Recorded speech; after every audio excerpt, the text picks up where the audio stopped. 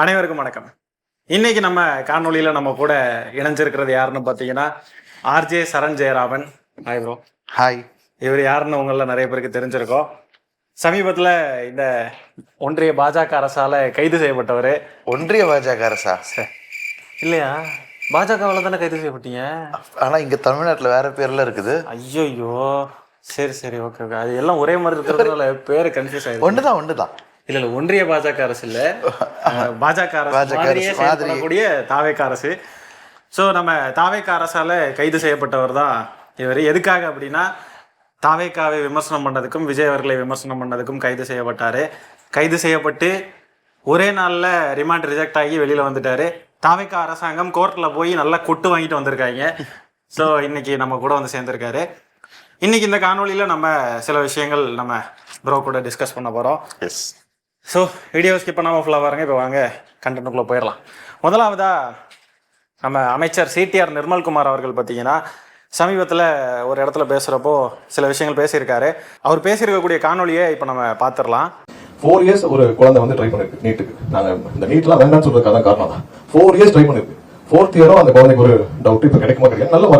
நல்ல மார்க் எடுத்து வந்து திரும்பவும் டாக்டர் படிக்க நான் சொன்னேன், நீ கண்டிப்பா லாயர் போய் ட்ரை. ஆனால் நான் ஒரு லாயர் அப்போ இதை விட பெஸ்ட்டாக இருக்கும் உங்களுடைய கரியர் அப்படின்னு சொல்லி அந்த பொண்ணுக்கு நான் சொல்லி அமிச்சேன். அதிகமாகி நிறைய இன்ஜினியர்ஸ் ஆனாங்க. பட் 5 இன்ஜினியர்ஸ் முடிச்சுட்டு அதுக்கான ப்ரொஃபஷனல் அந்த டிகிரிக்கான ப்ராப்பர் இன்ஜினியரிங் ஸ்கோப் இருக்கா, ஸோ அதுக்கான ப்ராப்பர் வேல்யூ இருக்கா, அதுக்கான ப்ராப்பர் ஜாப் இருக்கானா இல்லை. அப்படி இப்போ கார்பெண்டரா எக்ஸலண்டா இருக்கு. அவங்களுக்கான தேவை அதிகமா இருக்கு. நீங்க யாராவது கார்பெண்டர் நீங்க போய் கூப்பிடணும்னா 1 வீக் ஆகுது அப்பாயின்மெண்ட் கிடைக்கும். அவங்க கூப்பிட்டு வந்து நீங்க பாக்குறதுக்கு 1 வீக் ஆகுது. அவங்களோட தேவை அதிகமா இருக்கு. ஸோ எல்லா பிளம்பர் இருக்காங்க, பிளம்பரோட தேவை அதிகமா இருக்கு. ஸோ எல்லாரும் அதை வந்து ஒரு ஜாபாவும் ஒரு ப்ரொஃபஷனாவும் கன்சிடர் பண்ணுறது. என்ன பேசினாருன்னு புரிஞ்சுதா? அந்த பிளம்பரு கார்பெண்டர்னு கேக்குது. அதெல்லாம் ப்ரொஃபஷனா கன்சிடர் பண்ணணுமா? அதுக்கு தேவை நிறைய இருக்குதா? நீங்க வந்து நீட்டை பத்தி நிர்மல்குமாரோட பிள்ளைங்களை படிக்க வைங்க. இது யாரு தெரியுமா சொன்னது? விஜய் வந்து நீட்டு மட்டும்தான் படிப்பா அப்படின்னு தெரியுமா? அதே அஜெண்டா இதெல்லாம் பாஜகவினருக்கு தான் இந்த குரல் வரும். இவரே ஒரு பாஜக ஆர்எஸ்எஸ் தானே. ட்ரௌசர் தெரிஞ்ச கீழே பார்க்கல. இவருடைய வீட்டில் மட்டும் பார்த்தீங்கன்னா அலமாரியில் பல கரைவேட்டிகள் இருக்கும்.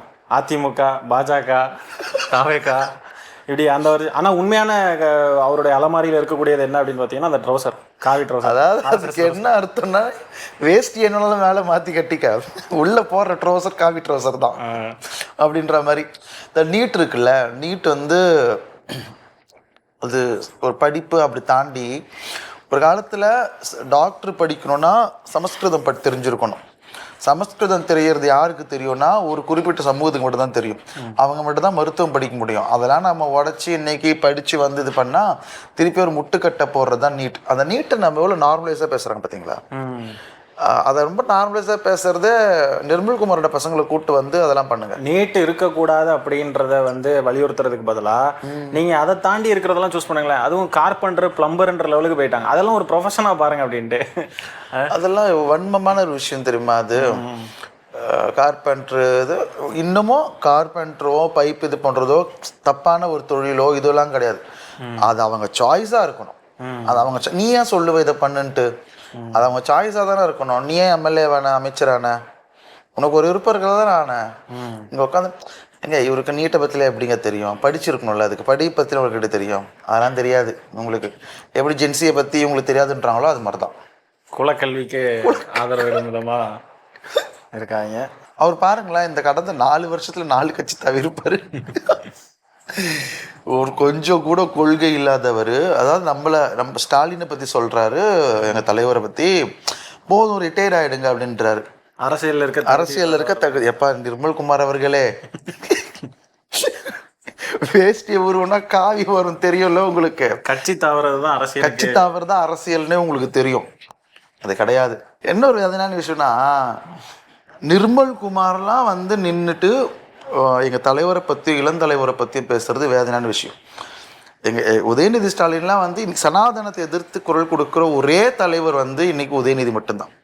அவரெல்லாம் வந்து உனக்கு என்னன்னு தெரியாது, இது தெரியாதுன்னா, சனாதனத்துக்கு ஆதரவாக இருப்பதே இவங்க தான். சனாதனமே இவங்க தான். அதை அடித்து உடைக்கிறது யாராக இருந்தாலும். இங்கே எப்பவுமே பார்ப்பன புத்தியோ பார்ப்பனியத்தையோ தொட்டாலே இந்த சங்கிங் கலரும். நீ தாவை கலருது, அது ரெண்டும் ஒன்று தான். பார்ப்பனர்கள் பேசக்கூடிய அதே கருத்து. உங்களுக்கெல்லாம் எதுக்கு படிப்பு? நீங்கள் வந்து கார்பெண்டராக போங்க, முடிவெட்ட போங்க, குலத்தொழில பண்ணுங்க உங்க இருக்கக்கூடிய குலத்தொழில பண்ணுங்கன்றதான். கார்பெண்டர் இதெல்லாம் வந்துட்டு ஒரு ப்ரொஃபஷனாக கன்சிடர் பண்ணுங்க, அந்த இதுலேயும் நிறைய ஸ்கோப் இருக்கு அப்படின்னு சொல்லிட்டு பேசுறாங்க. மாணவர்கள் கிட்ட போயிட்டு பேசுறாங்க. இது என்ன மாதிரியான ஒரு போக்குன்றது தெரியும். நேஷ்னல் எஜுகேஷன் பாலிசியில் வந்து நீங்கள் படித்து பார்த்தீங்கன்னா அதை தெரியும்.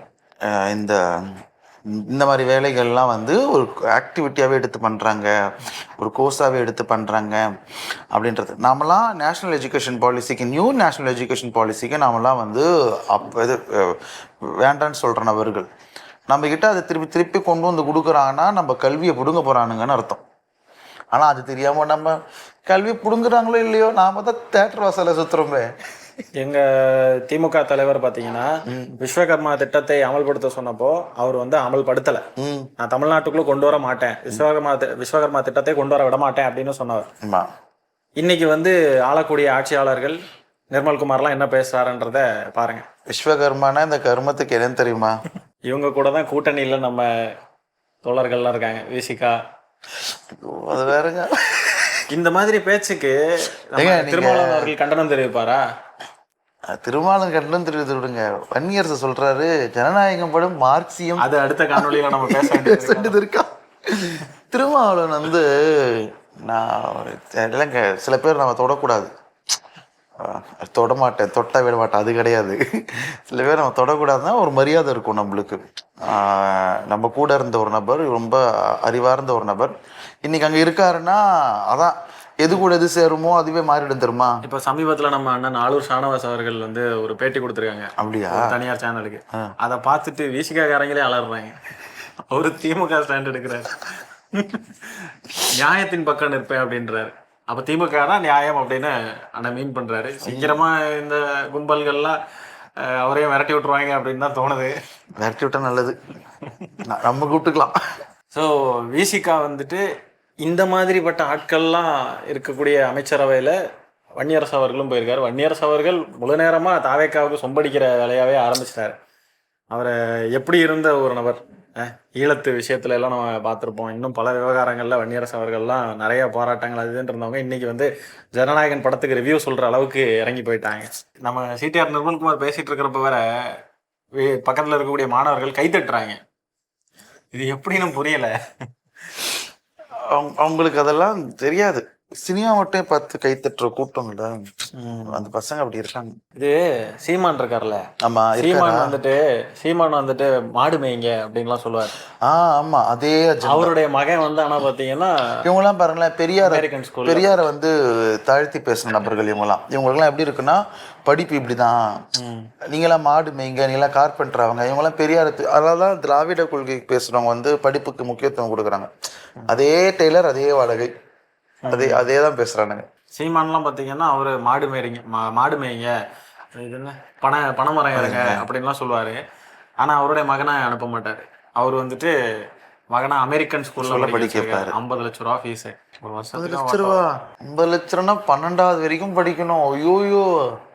அப்படி வந்து தன்னுடைய பிள்ளைங்களை இந்த மாதிரிலாம் அனுப்ப மாட்டாங்க. கார்பெண்டராவோ பிளம்பராவோ அது ஒரு ப்ரொஃபஷன் தானே.